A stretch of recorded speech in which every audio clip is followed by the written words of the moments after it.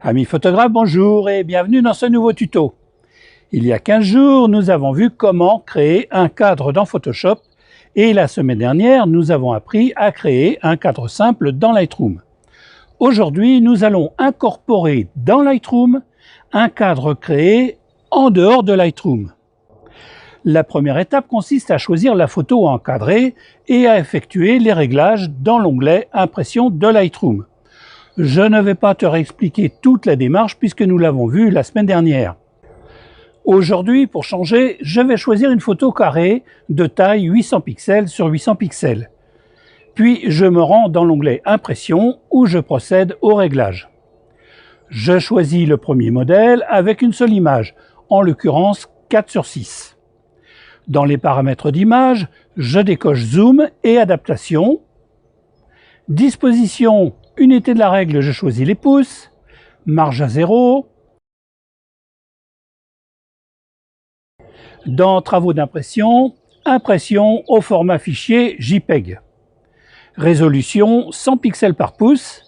Qualité JPEG 100. Dimension 8 pouces sur 8 pouces.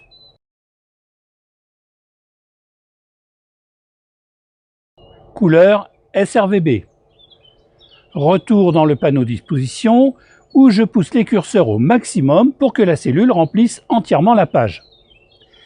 À ce stade, contrairement à la semaine dernière, nous n'allons pas créer une marge en réduisant la cellule, mais nous allons importer un cadre récupéré sur notre ordinateur. Ce peut être un cadre que nous aurons créé nous-mêmes, dans Photoshop par exemple, soit téléchargé d'un site à titre gratuit ou payant. Beaucoup de sites proposent des fichiers de cadres. On en trouve de tous les styles, de toutes les formes et à tous les prix.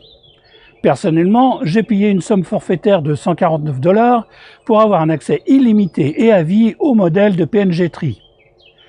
Mais en cherchant bien, tu trouveras forcément des modèles gratuits sur le net. Pour les besoins de la démonstration, j'ai choisi un modèle qu'il me faut maintenant incorporer à Lightroom. Et comment peut-on faire ça? Via la plaque d'identité, bien sûr.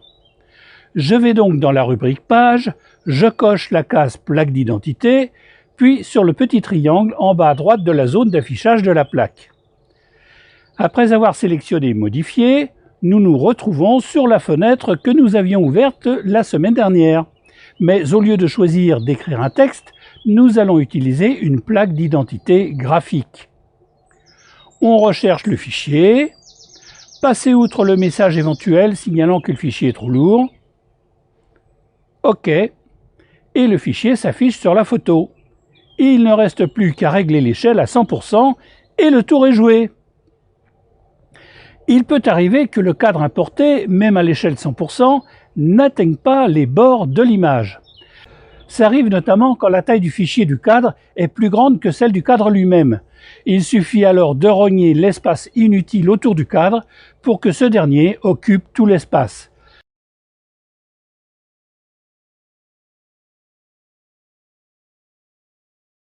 Tu te demandes peut-être ce qui arriverait si, au contraire, les dimensions du fichier du cadre étaient par contre plus petites que celles de la photo.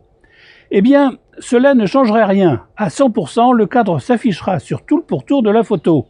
La seule différence, c'est que pour arriver à 100% d'affichage, il sera beaucoup plus agrandi et donc que la qualité d'image s'en ressentira.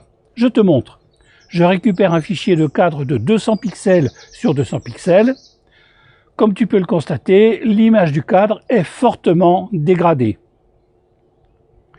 Pour terminer, il ne te reste plus qu'à enregistrer ton fichier en cliquant sur « Imprimer dans un fichier ».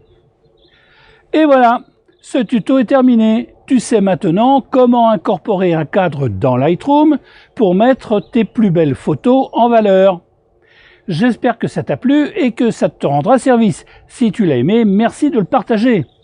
Enfin, si tu rejoins cette chaîne, n'oublie pas de télécharger les 2 guides gratuits dont tu trouveras le lien dans la description de cette vidéo. Allez, je te dis à la semaine prochaine pour un nouveau tuto.